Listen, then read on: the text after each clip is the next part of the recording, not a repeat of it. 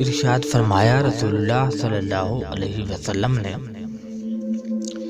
کہ آنے کی اجازت مانگنا تو نظر ہی کی وجہ سے مقرر ہوا ہے۔ بخاری شریف۔ اس حدیث شریف کا مطلب یہ ہے کہ ایک شخص حضور اکرم صلی اللہ علیہ وسلم کے گھر میں جھانکنا چاہتا تھا۔ آپ نے اس کو ڈانٹا اور فرمایا کہ اگر میں تجھ کو جھانکتے ہوئے دیکھتا تو تیری آنکھیں پھوڑ ڈالتا، کیونکہ کسی کے گھر میں جھانکنا تاکنا منع ہے۔ گھر میں آنے کی اجازت مانگنا اسی لیے مقرر ہوا ہے کہ آدمی کی نظر غیر جگہ نہ پڑے، اور جب تو نے جھانکا تو تجھے اجازت مانگنے کا کیا فائدہ ہوا؟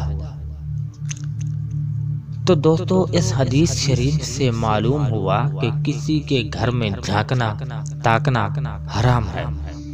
آج کل یہ مسئلہ نہ جانے کی وجہ سے لوگ ایسا کرتے ہیں۔ جھانکنا تاکنا تو دور کی بات ہے، لوگ لوگوں کو گھروں میں بٹھاتے ہیں، ایسا کیا کیا ہوتا ہے۔ تو ایسا دوستو، اللہ تعالیٰ آپ کو اور مجھے اس چیز سے بچنے کی توفیق